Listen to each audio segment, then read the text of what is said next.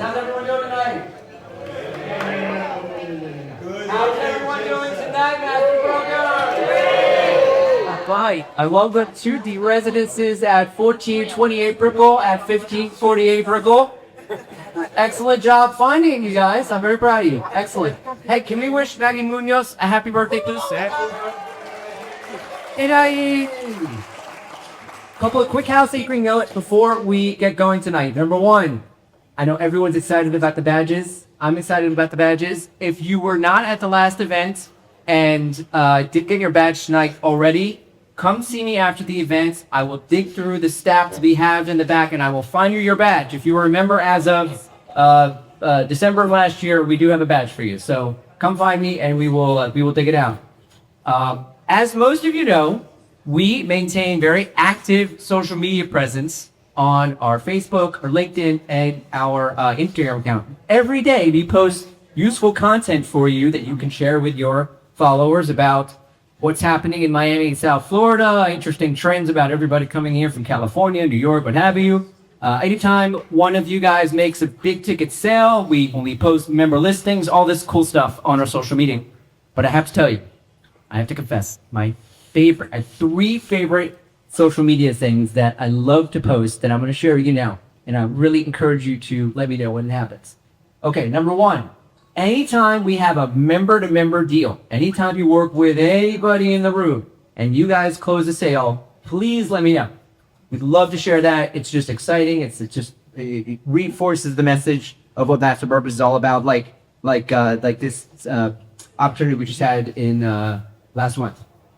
Number 2, anytime you sell a unit for a project that has hosted us, please let us know. Even if it was 3-4 years earlier, please let us know. We do want to let everyone know about anytime one of our events helps sell a unit for a developer sponsor. Now I know what you're thinking. Like this one right here. This was a project that was in Fort Lauderdale from one of our Gold Coast members. Bluetooth disconnected. Oh, thanks here. Oh yeah. You said Fort Lauderdale. Didn't want to get you. That's the one. Okay. So this was actually sold by one of our members, Josie Gomes, who is a Gold Coast member. He sold at the Celine project in Fort Lauderdale. Now I know what you're thinking.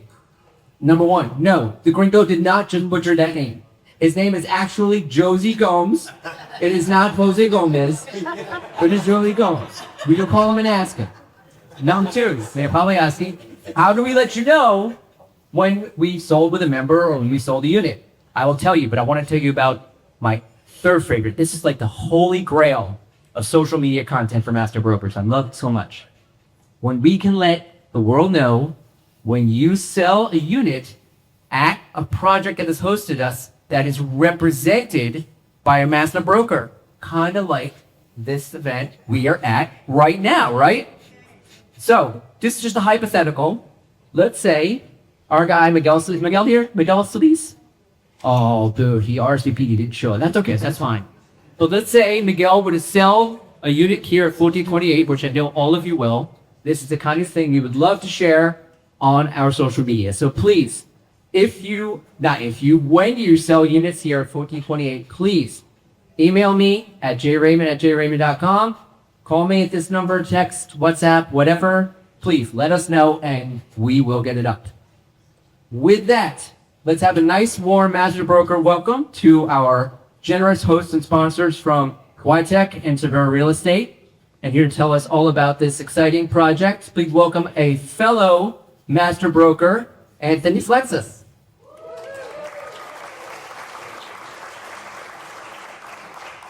So good evening, everyone. I wasn't expecting to be first, but we'll start off.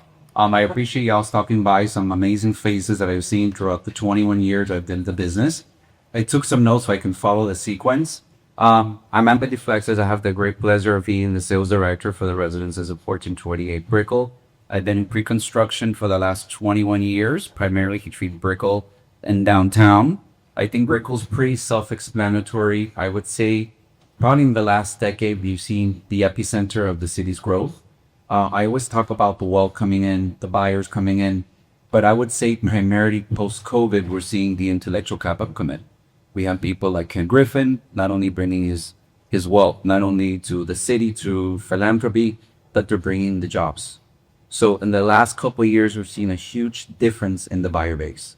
1428, we launched about close to 2 years ago, when the development team initially started looking at BRICKELL.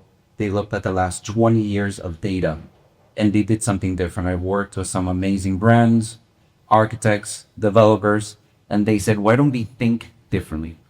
Why don't we do things differently? I've always said a brand has a strength, but there's always a compromise. Normally, when you have a brand, there's a cost, and that cost can be between 15% to 25% of the sellout. Let's do the numbers. The average sellout of a product of this level is closer to $1 billion, $1.2 billion. It's a huge capital that goes to pay for a brand. Ownership says we're going to do it differently, and we're going to invest it in the product. When we looked at the data, we also looked at finishes. Erin was doing porcelain. Erin was doing certain brands of kitchens, which I didn't say out loud. We went to Italy and we chose through a long list of different architects. We worked with Antonio Citerio, who here is familiar with the Bulgari Hotel. Okay. So not only are they the architects, they're the interior designers. Another item which I thought was really unique, Alicia got us all together and said, look, we're taking on this new job that you have to be available the first week of September, but it's private. I said, okay. Whitec did something that I think no developer has done. He has flown 20 of us, and it sounds very difficult, to Italy. We were in Milan. We met with Citerio. Speaking to Citerio, you get a sense of what makes him different. Holistic approach. He's created a great ecosystem of artisans like Arglia. The kitchens are made out in Tuscany. They're made by hand. We have Vasselli. They get this monster slab of marble and make one kitchen. They make 12 a year. We're going to have 10 in our building. So I won't dry out too long, but that's the difference. 90% of our artisans and our materials are flown in from Italy. And I will tell you, the difference I see here before the 15 other projects I've done, our buyers are not just looking at the brand. They're looking at the substance. They're looking at how many residences we have in our building. We have 70 stories, 195 residences, 2 through 4 bedrooms. We're between 1,800 square feet to 4,000 square feet. And I would tell you, from all of our sales, 45% are domestic buyers. There's a 15% connection to New York City. And I will use a word that I'm going to steal from one of our agents, Claudia. They're graduating from other buildings in the area. Fun fact, who here knows what's the average wait time in a building for an elevator? 4 minutes. 10 minutes. And the reason I know that is because my developer, unlike every other developer I've had, listens in on the offers. And I said the client was worried about the elevator. He says, I've been building ABC. He's waited 10 minutes. He says, when we were designing our building, we thought about the elevators. We said, let's put 1 elevator per line, per residence. The stress test, he didn't like the numbers. He said, you know what? Let's go to 2 residences. What happens now? You will wait a maximum of 53 seconds. In 23 seconds for the doors to open and close for your elevator. So think differently. It's not just the materials, which in this product, no one else can touch the quality for the price per square foot. It's the experience. 80,000 square feet. And I'll kind of leave it at that because my agents are around here and they can give you a little more of a presentation. Construction-wise is also then a privilege. We broke ground.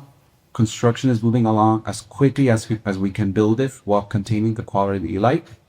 We just got told today we're level 15, which I think is impressive. And we should be delivering a roof in about 2 years. Okay? Just will connect the good wrap.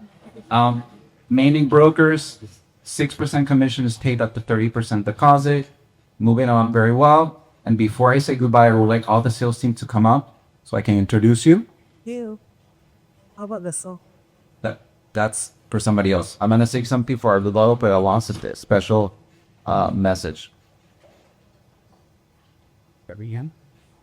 So this is the rest of my sales team. I'm going to start from the outside in. I have Claudia de Toro, my assistant sales director, Elliot Lee, Jennifer Pijar Severa, that also works with Jingjing Gatan, which unfortunately was not able to be here. Jessica, Lida, which are part of the Julial team with Daniela, or Daniela's on vacation, but she's also part of the team. And of course, Dolores.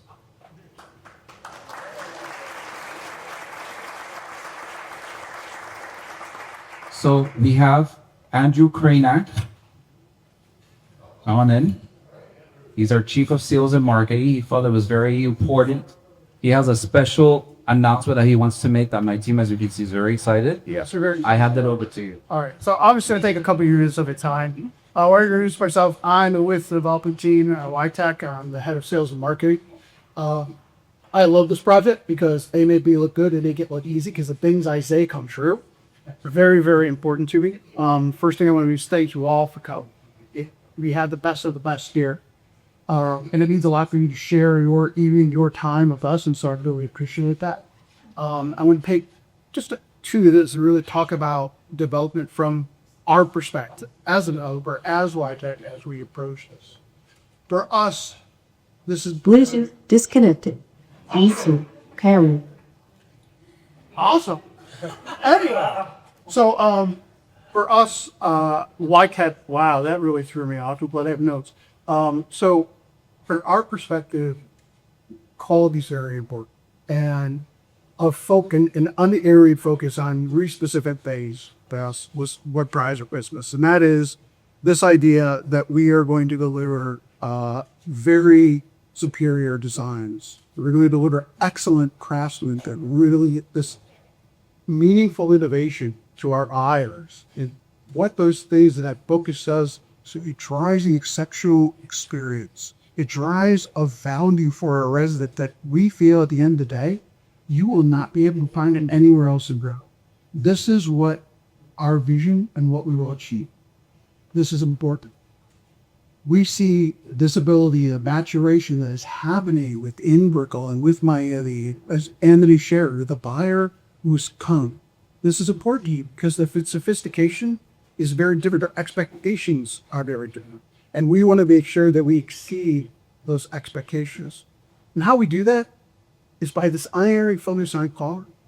Because at the end of the day, those 3 things that I talked about, design, crowd, innovation, really it's about a discipline of quality. And not a buzzword, not something that I just put in a brochure, but something that we actually deliver. And for those of you who came on the tour, and I was thrilled, I love the tours because it's my baby. I get to show off my baby. It's like my best kid ever. Children are actually jealous. Dad, love the pill. You want to be loved. Look, they're strong. You know, and not doing this much for me. If you need to do more, it'd be all right. So, I met this. But what you saw there, and why I love to show that building office, because it's one thing to say quality. It's another thing to show what do we mean by that. What do we mean by that? It's about testing things out. It's about, to quote Ronald Reagan, trust but verify. Right? We're not talking about nuclear weapons, but what we are talking about is making sure that the work that's being done is being done the right way. We have more soups on staff than any other project. We get 2 per area because we want to make sure the work's done the right way. We visit that site. If you listen to John Bristol, who's our president of operations, who heads construction, who makes we look in this team, makes us look great every day. He visits that site with our CEO twice a week. We test things out like we're actually building a model of our terrace. Because we want to make sure that that postless railing system and the stone flooring and the bulldoze and the windows and sliding rest all work the way they're supposed to or installed correctly. We will approve it and then we will book. Because at the end of the day, it's not what you say, it's what you do. And that's very important for us. So, I talked a little bit about why that matters, you know, with your buyers. The last piece I'll leave you with is Anthony talked a little bit about, you know, seeing is believing and what that trip to Italy meant to him. And I want to do something special for everyone who participates with us. I'm actually planning a trip right now to Italy through this fall. We're going to be there. I'm going to be doing some of the things that we did, meeting with Antonio and Patricia on some business, seeing some of our different producers, whether it's Arclia or Medesio. And what I want to do is extend an offer to all of you to join you. All you need to do is sell a unit. Any unit this summer. You will come with me to Italy. We will spend numerous days in northern Italy, seeing the sites, meeting the artisans and the craftsmen and the visionaries who drove this building, and having a great time at my expense.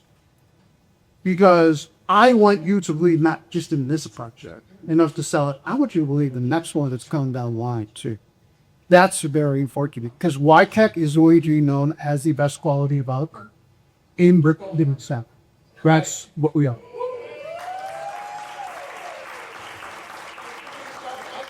Not the biggest hype guy. I need to hire the hype guy. That's right. I need to hire the hype guy. So in closing, thank you for being here. I really appreciate it. I know you get Bluetooth connected again. I brought it out of very panel, and you guys listen to me. It just made them look really good.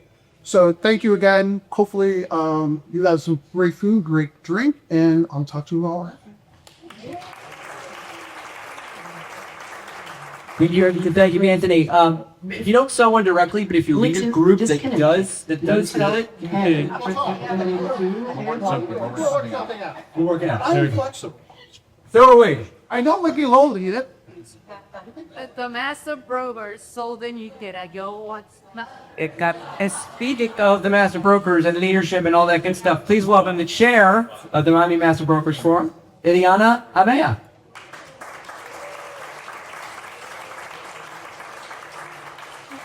should I say ciao bellissimi? Yes. Just like that. I think I'm in. Good evening everyone. It's so great to see you all. The commissioner's here. So tonight we are thrilled to be at 1428 Brickell. Don't get the address wrong. Thank you, Jason and Anthony. Great presentation. My friends, for events like this, every time that we have one of our own host our events, we are so thrilled and happy and fortunate to have one of our own actually host our events. And you bring so much value to our organization. Every time you, well, not only her, but her team. You're credit to the whole team. It's really something that a lot of people and the members that are here tonight and the members that come to all of our events don't realize what it takes to put together an event like this. It's not only the people that you see here tonight, but it's everything that happens behind the scenes. And Jason has a lot. He never wants to really give credit, but I'm going to do it. Please give him a yeah.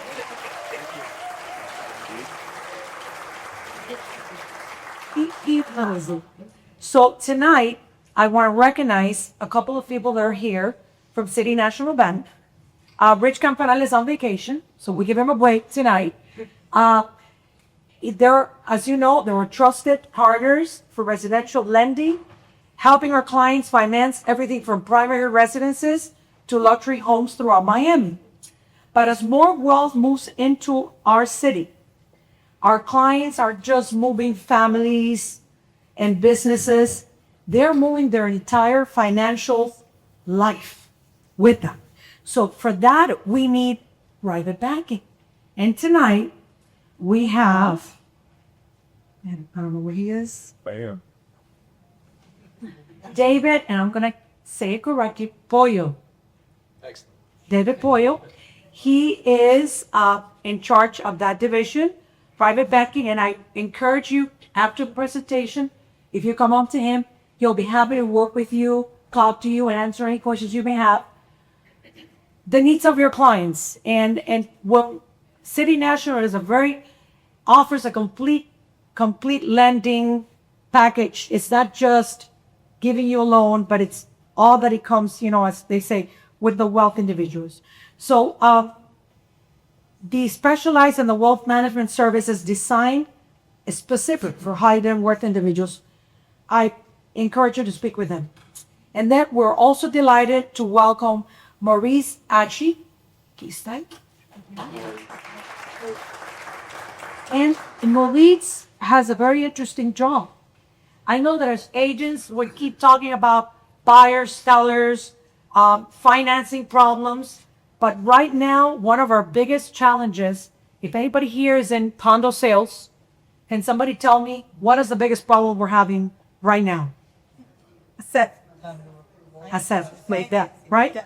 So his department specializes And I want to read this because Frank and I has all the stuff, but you do. So, research funding, special assessment, major capital improvements, insurance costs, milestone inspections. These are just a few of the issues that can directly impact both property values and a buyer decision. And this is what he can do, you know, helping. And what I would like for you guys, if you have any questions, come up for the presentation and speak to him, and he can answer a lot of your questions. So we're really happy to have you here tonight. Thank you for having us. Appreciate it. And right now, I want to thank, once again, City National Bank for their continued support of our organization, and I please would like for you.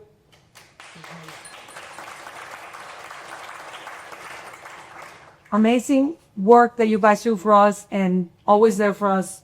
We really appreciate it. And now, I don't want to waste any more time, to our panel discussion on BRICKELL Reborn. To lead this important conversation, our moderator hardly needs an introduction, right? I know already knows her, but I'll give her one anyways. A founding member of the Master Brokers Forum, a past chair and Legacy Award honoree. Alicia has been at the center of Miami's growth for more than 4 decades. You had to say She that. doesn't. The no sarcasm. But she doesn't look a day over 4. You right. Absolutely, absolutely. As managing partner of Sorbetta Real Estate, she has helped market and sell some of South Florida's most transformative developments and remains one of the most respected voices in our industry. Please join me in welcoming our friend, Alicia.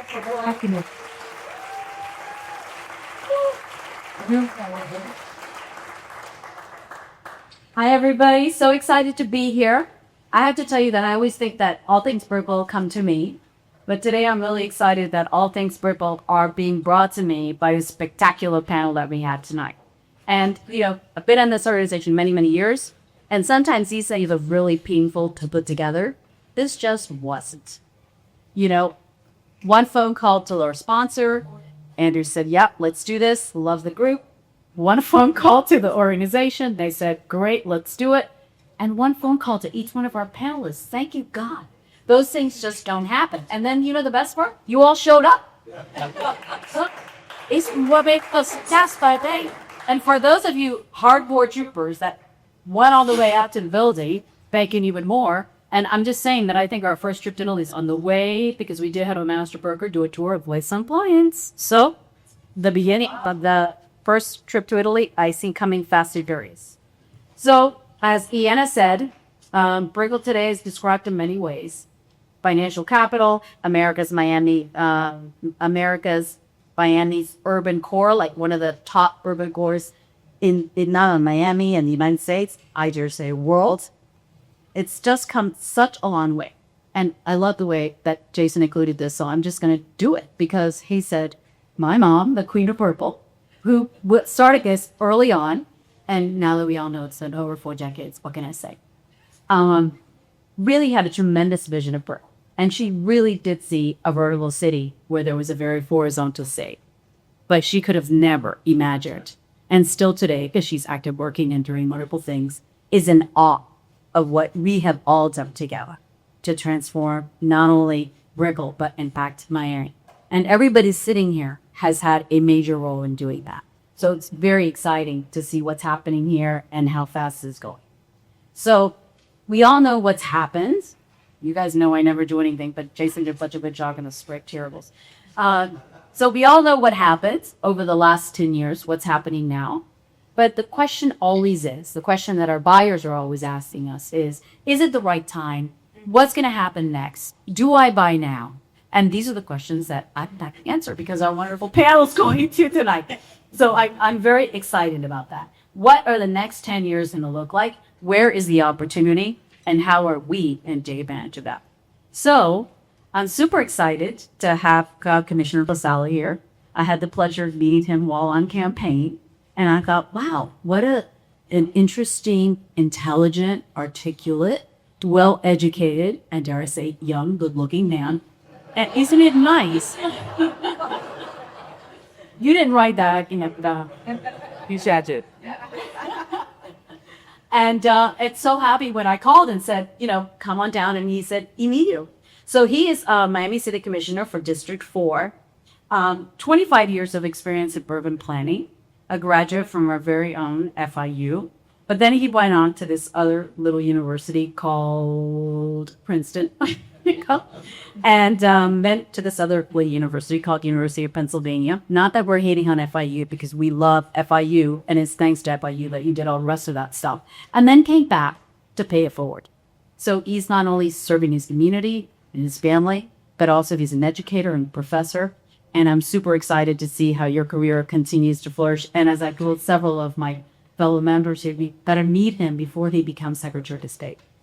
So that's what happened with Miami Commissioners, right? So please come on, take a seat.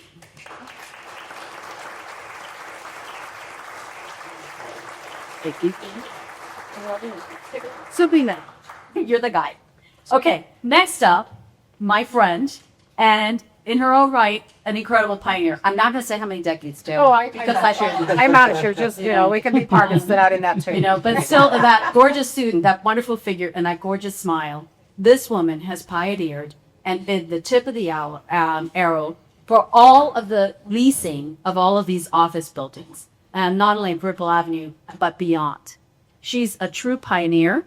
She always looks gorgeous. This is your second presentation today. Yes. I don't know how many hours with a client, but who knew? She brought us in and says, just feed me, and I'm no. And I said, I can be late. Let's do that. So under her leadership, Director Commercial has become South Florida's most respected brokerage firms. I can certainly attest to that. And in case you didn't notice, she is the beautiful woman. Just saying. So she's led South Florida's most notable office leases and development assignments, advising major corporations, investors, developers, and leasing up buildings when nobody thought you could. No fear, just forge ahead, explain what our city does and why people need to be here. She is a wonderful partner because she's bringing in all these major companies with their employees that is allowing us to sell them these wonderful residences, and particularly, I might say, 1428 Brickell, just saying. So, did it come on up? Okay.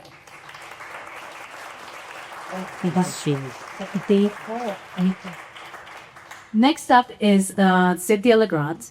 And what neighborhood would be a neighborhood without great places to eat, places to meet, places to socialize, have the occasional drink, and create a sense of community? And Cynthia has been on the forefront of that her entire career.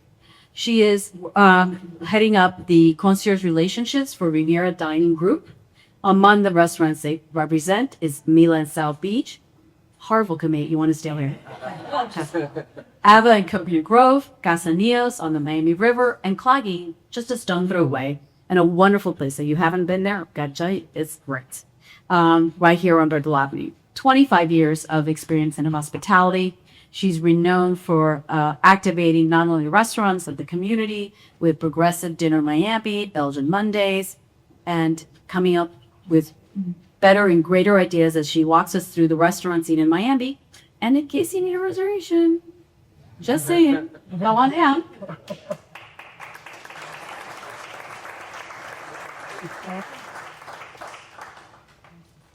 So you guys know that I'm used to talking on panel, not so used to Monterey. It's much harder. I'm lucky that I have 3 great panelists up here. So first thing I'm going to say is break all the rules. Don't answer any questions you don't want to. And if you have a better question, just leap in and answer that. Okay? Sorry, Jason, but that's the way we roll. Because I think this needs to be more of a conversation than anything else. But in anticipation of this, Mr. Efficiency and Edaner, our wonderful chairman, put out some panel questions. So the first one was, what has been the single biggest driver of Brickell's transformation over the past day? So everybody voted. So what do you guys eat? So I'll give you some choices because multiple choices are easier. Luxury residential development, the arrival of major employment and financial firms, public-private infrastructure investment, the neighborhood lifestyle and walkability. What do you think? I think it's the second one. Arrival of major employers. Yes, arrival of major employers, but from the public sector, which is what I'm representing. And by the way, thank you for having me here this evening. Phenomenal group. And I know that you all are real estate experts, not only locally, but internationally. So very honored to be with you this evening. From the public sector perspective, we have a responsibility to help take care of the other three things that are on your list. So I think I'm here this evening, not so much because I'm the commissioner for District 4, which is the southwest part of the city, starting in Shenandoah and 17th Avenue and going west to the Palmetto, but because I have the great fortune of chairing the Downtown Development Authority, on which Alicia served for a number of years. And that includes just up to 1 block north of us here, all the way down to 25th and Biscayne. So we're talking about a few 100,000 residents and workers daily combined. I tell folks, and those of you, because you're all in real estate, I think this is one little tidbit that you should use all the time, and I love saying it, but there are essentially three major skylines in the country, right? Manhattan, Chicago, Miami. Amazing. In terms of density, we are just off the charts. And I'm going to just throw one little tidbit when I say the public sector needs to step up, both the city and the Downtown Development Authority. We have just in the last 2 months launched Freebie. Freebie is an app on your phone. You can download it. Lots of cities in Florida have Freebie. If you live in the Gables, you have Freebie, et cetera, et cetera, et cetera. Different cities have it. It exists already in other parts of Miami, but where it didn't exist previously was here in downtown Miami, which, given the density that I just mentioned, should be probably like the #1 place for service in the entire, state and really anywhere that Freebie operates. So we launched 8 weeks ago. In the first month, we picked up 6,300 passengers. And I just got the numbers now for this last month, and it's almost 7,000. So think about that. This is the first month, and people don't know about it, right? On day one, nobody knew, right? We did a video, etc. So maybe a weekend, people start to know, et cetera, et cetera. Every week it's just done this. And so that's the kind of thing where we have a responsibility as a city and as a downtown agency to step in, make sure that your sidewalks are clean, make sure we have police officers walking around, make sure that we are filling in that first mile, last mile gap of getting you from point A to point B, making sure if you work on BRICKELL, but you want to have lunch, on the other side of the bridge, that we get you there for free. That's why it's called Freebie. And then we get you there quickly, safely, in a clean vehicle. So Awesome. Diddy, what do you think? So I'm going to differ with your answer respectfully. Okay. All right. And I'm going to cheat because I was on a panel this morning and I had the pleasure of being on the panel with Paul Dara, who is the head of workplace for Citadel, right? And then I had, the head of workplace for a company that just took 100,000 square feet and started in Miami with 3,000 feet out of San Francisco. And in 4 years, they're more than tripled, their footprint. And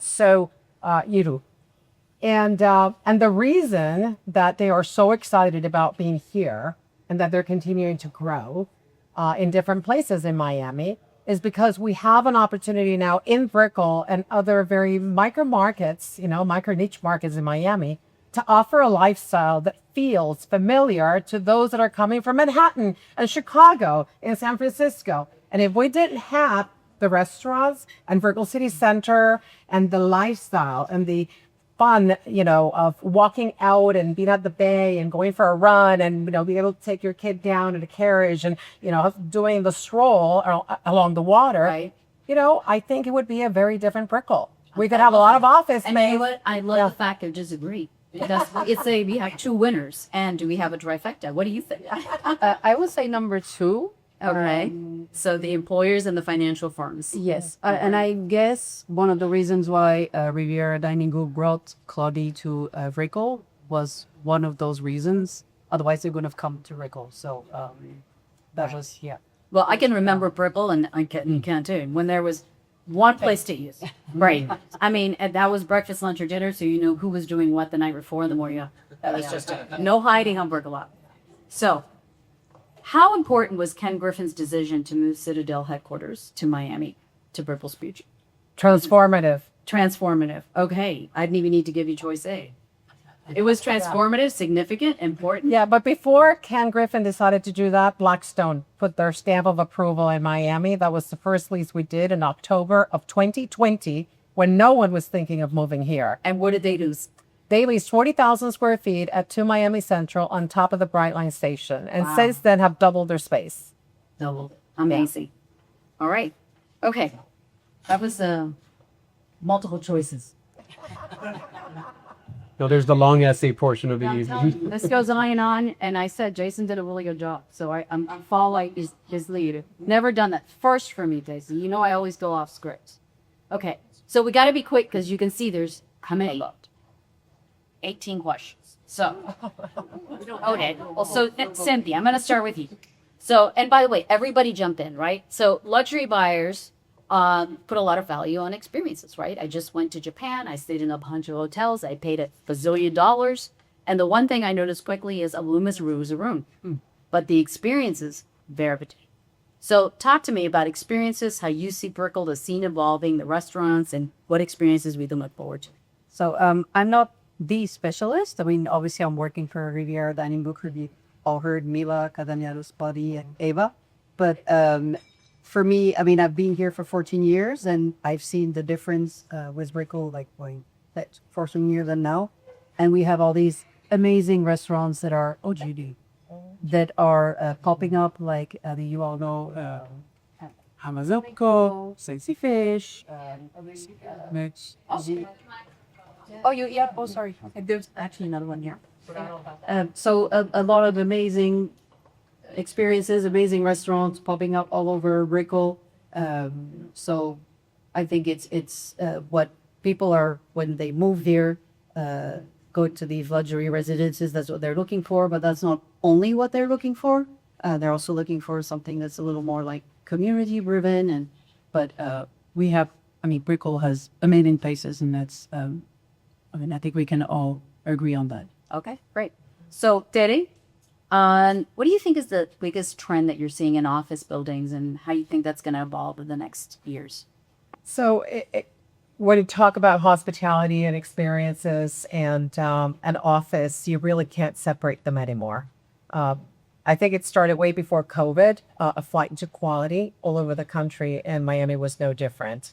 If you are designing a new office project today, like for instance, 1401 Brickell by Santander that we're leasing, it's 1,040,000 square foot tower. You don't build a new office. You need to say that. How many square feet? 1,040,000.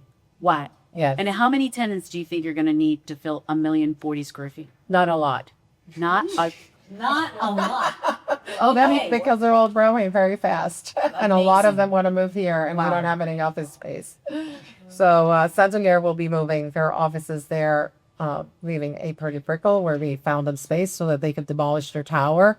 That was really not a tower. It was just, a little building. It used to be a high-rise. Yeah, it used to be a high-rise then, right, back in 1989? Yeah. When Mutual of Omaha was at 1201 Brickell, and it was the tallest building.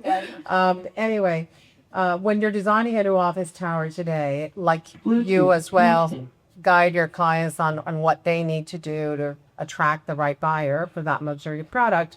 We advise our clients on what needs to be incorporated to the tower. And today, you don't build a new office tower unless you have beautiful but gorgeous rooftop spaces, terraces that have all sorts of special seating arrangements and activities, outdoor bars, indoor bars, restaurants, retail that provide services to the tenants in the building so that they don't have to leave the building if they don't want to.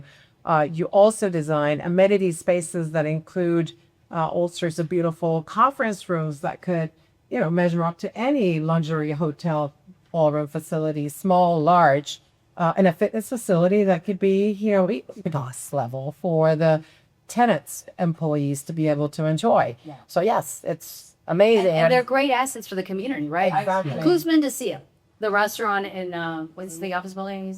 830. Say it. 830 Brickell. 830 Brickell. Who's been there? It's Yes. open to the public. Yes. Spectacular views. Yes. So it's not just for the tenants, right? It's for the community, and this is exactly how the Santander Tower is getting built. It's for the community to enjoy as well, with 165,000 square feet of food and beverage and retail space and services that the community will be welcome to Can you use. give us a little sneak peek as to who's going to be coming in food and beverage?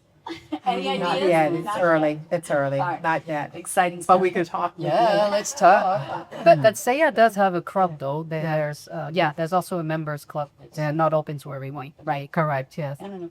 Okay, sorry, you get the tough questions, right? That's what happens with public service. So all this is great stuff, fun stuff, exciting stuff. And then there's the yucky stuff, right? Traffic, affordability, homelessness. Is that you naming them right now? Public safety, quality of life concerns. So just tell me how you're going to fix that. You know, by tomorrow, no problem, no pressure. Those are definitely like enduring challenges, and I think we can do better on all fronts. So I'm going to be slightly negative for a second, but you may have seen a meeting that was held at the beginning of the week about a woman who was assaulted a couple of weeks ago by somebody who was mentally ill. For those of you who would like to support the opening of the Lifebin Center, which is something long overdue, it is a facility for those that are mentally challenged and are homeless, essentially. And it is by Camilla's house. It's been built for many years, and there's been a pushback from the county commission about opening it. It's up on a vote, right? It's on the county commission agenda on Tuesday morning. So public comments are at 9 a.m. I will be there. I think everybody on the commission. I'm actually on the board. It's a spectacular center. Send your commissioner a letter. Yeah. It's a solution. Yeah. It's like a not disconnected. There we go. And it's financially brilliant also because it's saving It is. yes a ton of money. But on the human side, it's wonderful. So I'm so glad you mentioned that. Absolutely. So we've got to get that open. I'm going to make sure the downtown development authority pays for additional police officers, hundreds of hours every single month. But we're going to do a drill down and find out, are we putting the police officers in the right place? We are going to start to deploy bicycle cops. So a few months ago, we started having officers here in Brickell on horseback, and the horses are beautiful, and everybody loves to take selfies with them, and it's a beautiful thing. And it makes sense because in this area where you have the level of congestion and density that you have, you need a way for officers to get between cars, right? So if you're in a police car, you're another car on the road. But if you're on horseback, you can actually get on the sidewalk and you can cut through cars. But we need to take that even one step higher and have police officers on bicycles. So we have a constant presence everywhere. And, you know, we've got these massively wide sidewalks here. It's actually the best place to do that. And all these other things that are essentially quality of life, beautification. We have dollars that we need to be spending to make sure that the landscaping outside on the medians in Brickell always looks beautiful. One thing we started to do in the last couple of months, and by the way, I'd like to introduce Leo, my chief of staff. He's back here, and Christian, my deputy chief of staff, who's also back here. If they stand up a second and wave.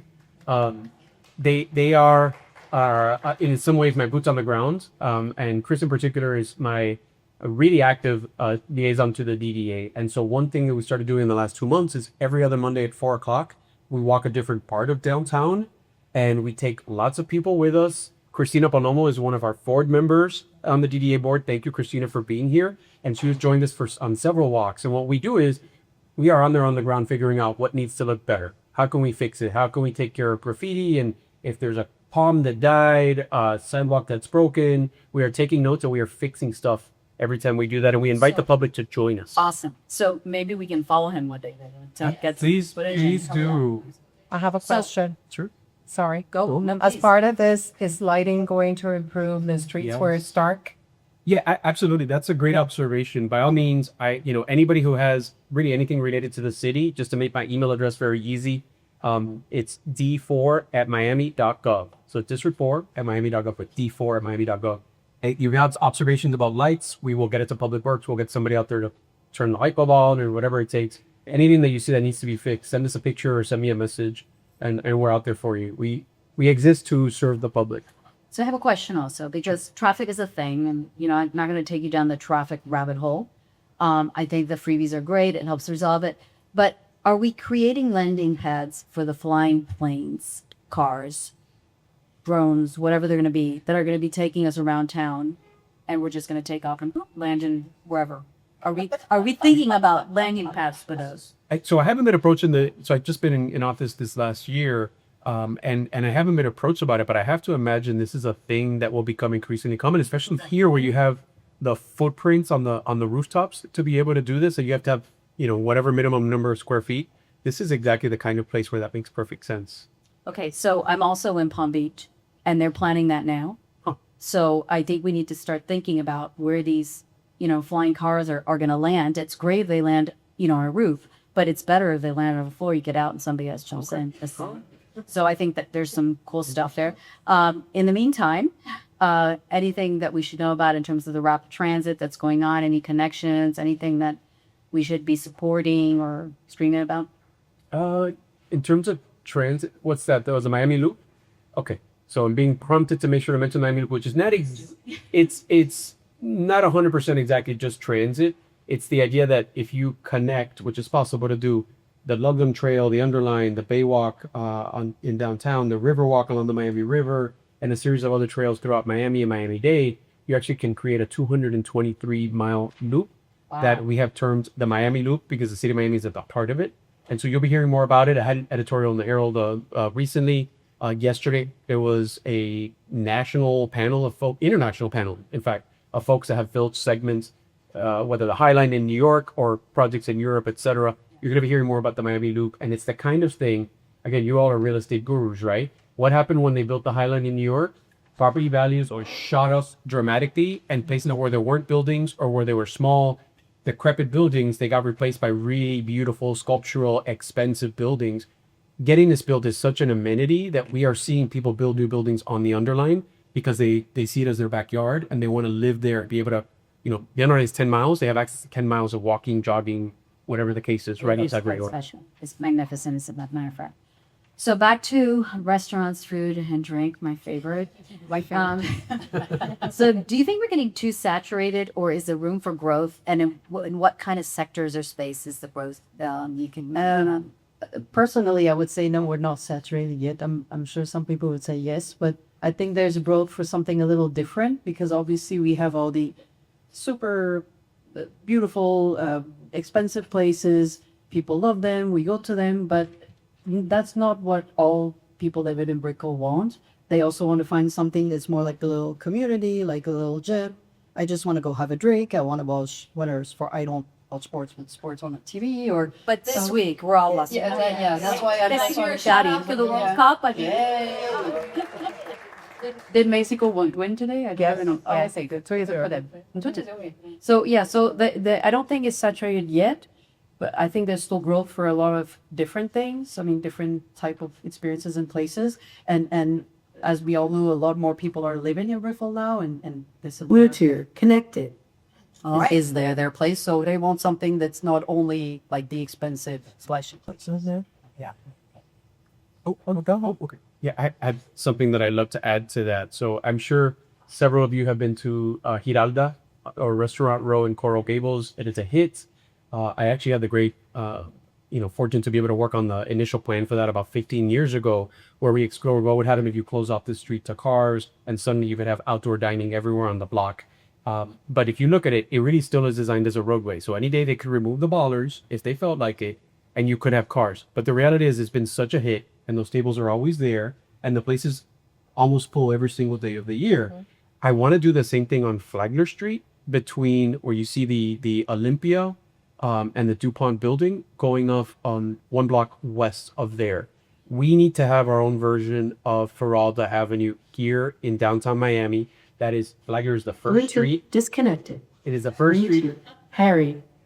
First street in our county, in our city. Downtown is the oldest part of really anywhere in the state, essentially. We need to do that. So that's going to take a little bit of political muscle and public support, but we are putting the initial steps together. It is already a street that's often closed when you have the Miami Film Festival, and you have now to be closed for several weeks because of the Fan Fest and the activities that are going to take place.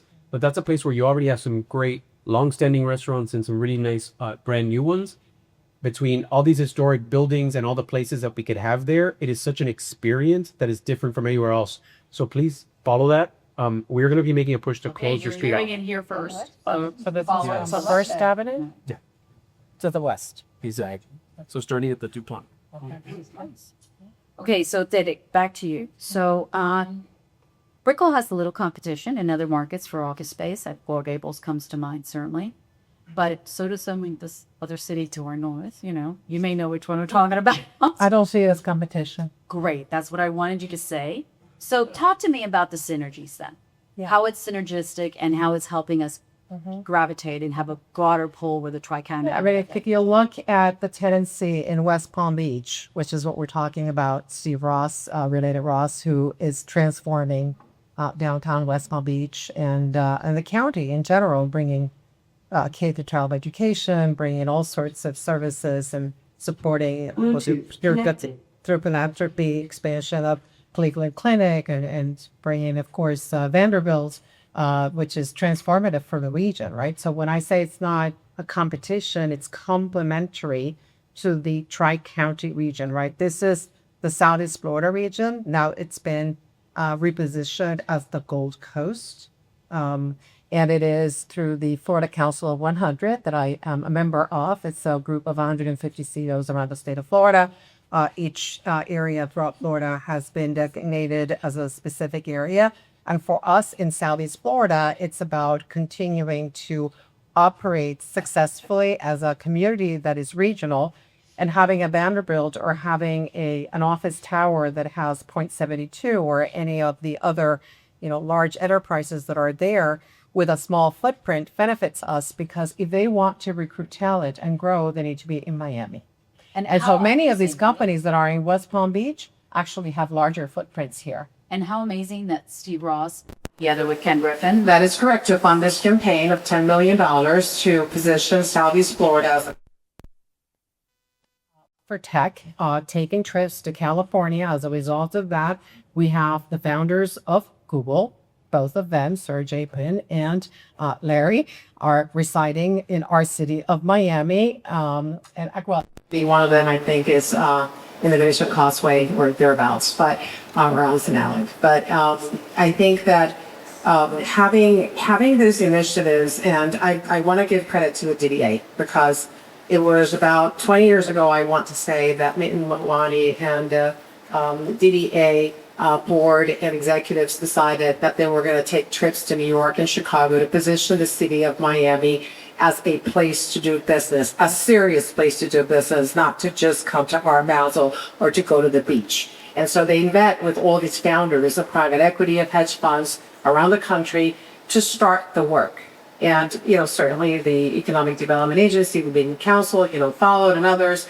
But this doesn't happen overnight, right? I mean, the transformation has been in the making for years. The Art Center, the Art Basel, the music that we now offer in terms of, the New World Symphony, the sports and entertainment capital that we have created here has taken years and years to cultivate and happen. So kudos to everyone that contributed to that, and we get to enjoy the fruits of all that was planted 20, 30 years ago by so many people in this region of Miami who care about the community and funded it and pushed it forward. 100%. I mean, I remember when we didn't have any. We didn't have an art museum. We didn't have a stadium. We didn't have anything. And the other day they said, so Lisa, what's the next institutional building that's going to be built in Miami? What's the next thing you need?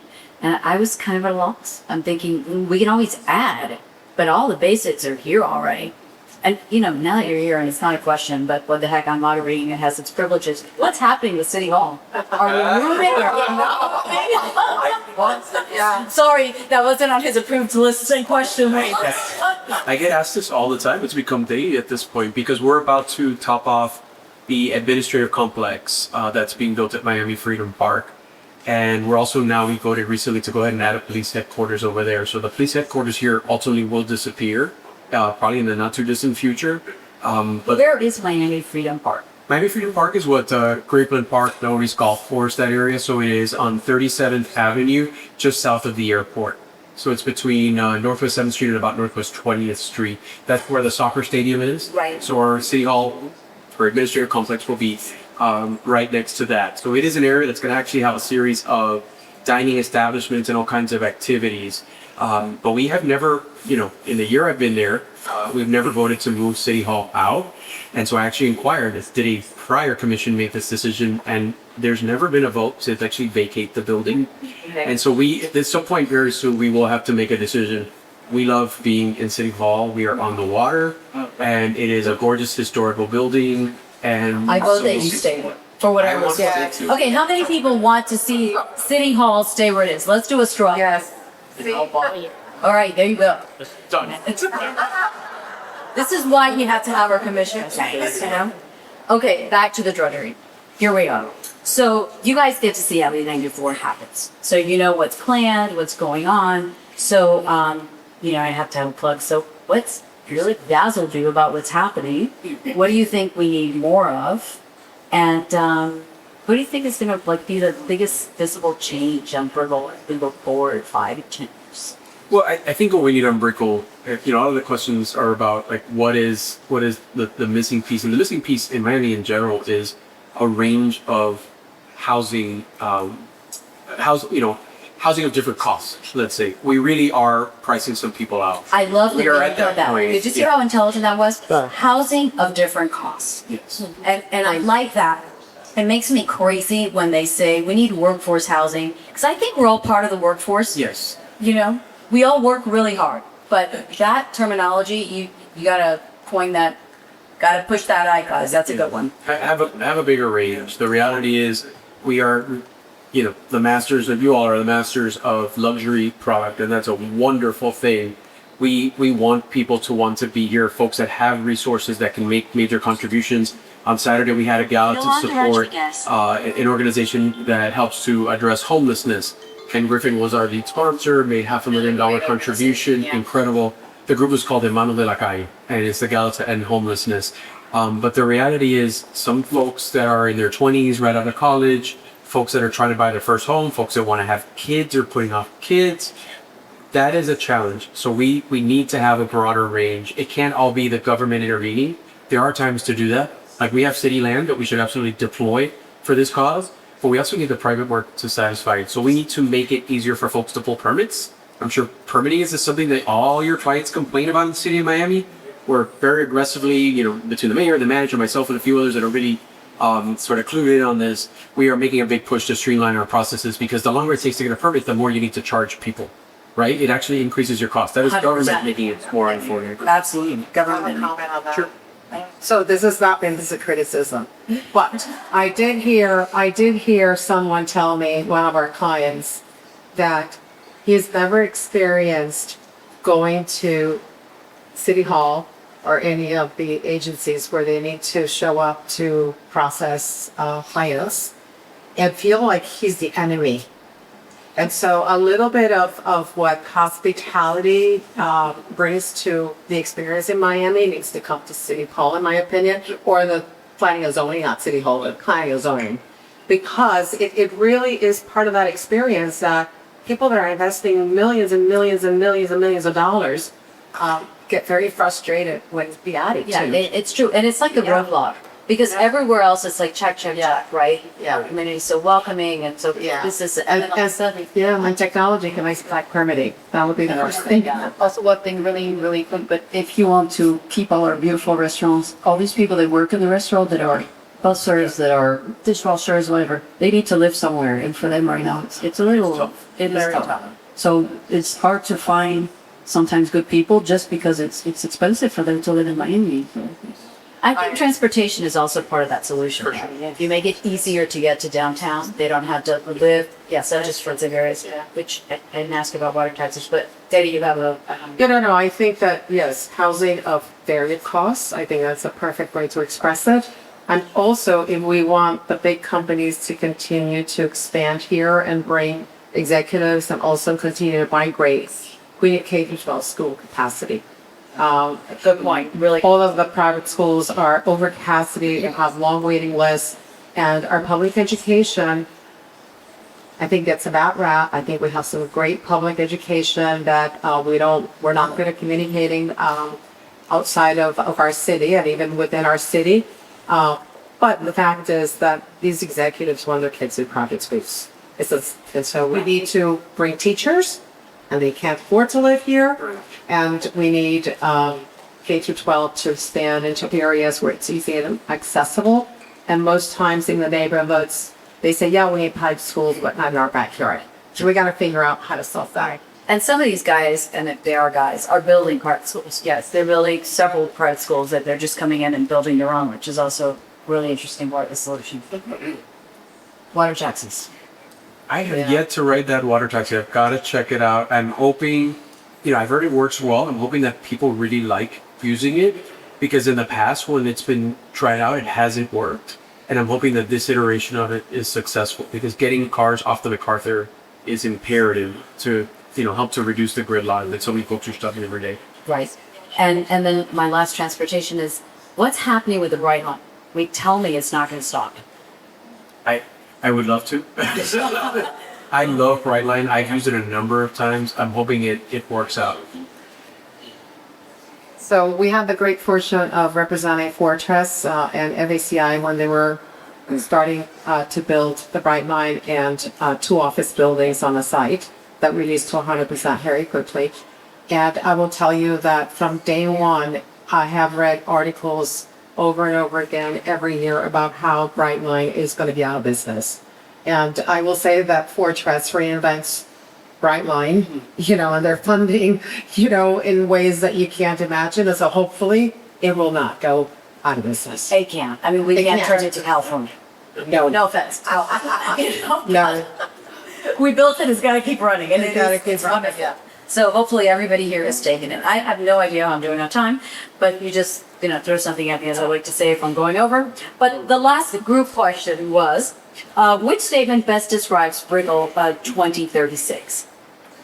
Wall Street of the South, the luxury residential capital of the Americas, Miami's most complete live-work-play neighborhood, a mature market whose biggest growth years are behind it. We're just going to say no, Rafa. No. But the other three. All of the above. Yeah. I would say number 3. Number 3. So now people come here not only just to come and work and go back home. They come here to work, to live, to eat, to play, to have the time and go. Okay, so we've got like a closing thought. So I'm gonna mix this up a little bit because I know you guys have been in Miami for a long time, since here how long? 14. Okay, so I just want you to tell me what it felt like when you arrived versus what it feels like now. That was only the question. Of course not, but this is me. I always go off script. I behave very well today. Well, I come from Belgium, Brussels, so as you can imagine, Miami is very different. I will never go back to live in Brussels. Although I love going back, but I've seen changes, although I've only been here for 14 years, and I love it, and I love every day and every minute of it. And I love the fact that it's so vibrant and changing, and when I go back to Belgium or places in Europe, not much changes really, because there's no space to change. That okay, 1 or 2 restaurants or places change, but here I go like one neighborhood I haven't been for 1 month, and there's new streets, there's new buildings. I'm like, oh my, I don't even know where I am anymore, and I love it. And so I think Miami is amazing, Brickell is amazing, and I love it. Danny, when did you arrive? 1979. So I grew up in a little tiny town in Puerto Rico in the San Juan Island in Ponce. So I come from a little village, really. And at the age of 15 or so, our parents moved to Caracas. So we followed, right? And we were in Venezuela for about 4 years, and they came here. And it was a very different place, really. 1201 Brickell Avenue was, I think, 12 stories, and that was the tallest building for a long, long time on Brickell Avenue. And I will say that I guess I've always felt that big cities is where I belong. So for me, this transformation that's happened over the last 40 years has been so amazing and enjoyable. And yes, there's traffic, and yes, we're not perfect, but Manhattan is not perfect. Hey, Chicago's not perfect. Paris isn't perfect. So, we're going through growing pains, but we are resilient, and we always come back better and stronger. So what is happening is phenomenal, and I absolutely love it. Yes, love that. Yes.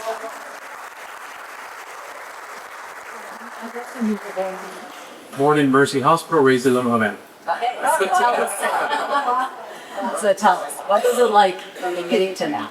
What was it like? Just a lot more humble background. This is pretty off the charts for a kid that was actually very shy.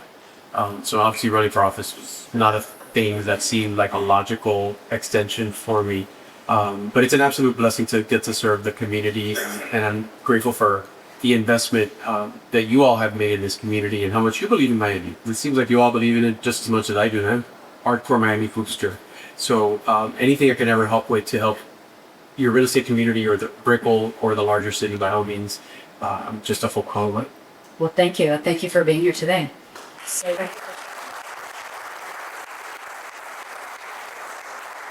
So I arrived in 1961, and also I think the tallest building that it was even built was there.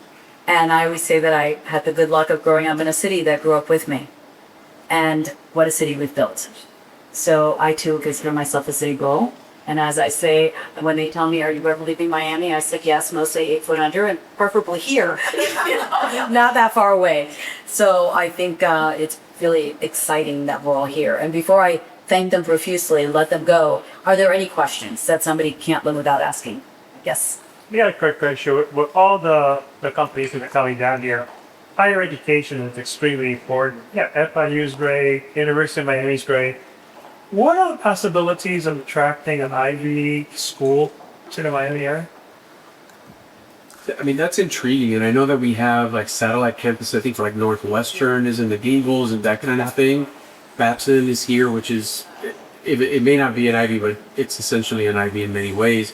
No, that's a wonderful idea, and I think there's some thoughts about bringing some other schools. Absolutely, anything that we can do to get that done. It makes us even more prestigious, I think, and it will convince folks to stay here for their college education, which is a win for the city this year. Yeah, I think we should create our own Ivy. Just fund our universities. You have this number 52. We have lots of programs that are number 1. And I think the Ivy's been there, done that, but I think we should go Southern Ivy all the way and create our own. But anyway, the path. Yeah, years ago, they talked about putting schools in the commercial buildings because that's where the people could pick them up. What happened to that? Like, disappeared. You mean in terms of elementary school and schools? Yes. And junior. So Related Group actually just completed a building here, just a few blocks from where we are, where they did mixed rate housing, like variant cost housing, vertical, and they have also a public school in it. And I think that is the future, right, of our community in this district, the DDA district, where we can have schools that are vertical, that the spaces are designed to provide outdoor areas for urban kind of playgrounds that are needed.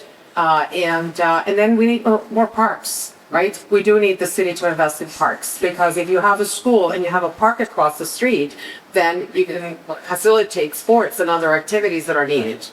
And I think that's where the government has to step in and give these developers money or a break or something to get the schools in there, because we need more schools, and they need to be good schools. You're totally right, especially in this area, which was not an area where schools were planned, where I think they always thought this would be a very commercial area where lots of people would work and nobody would really live. And so after I was elected, they actually brought forth sponsored by the DDA, some legislation to make it much easier to open schools. Disconnected. And that's particularly important. Particularly important in this area because now we do have a lot of people living here, and the schools aren't that close. So that was Southside Middle School, which is an urban vertical school where the gym is on the roof, and of course the views are spectacular, and it's right at the edge of Brickell. But we need more of those.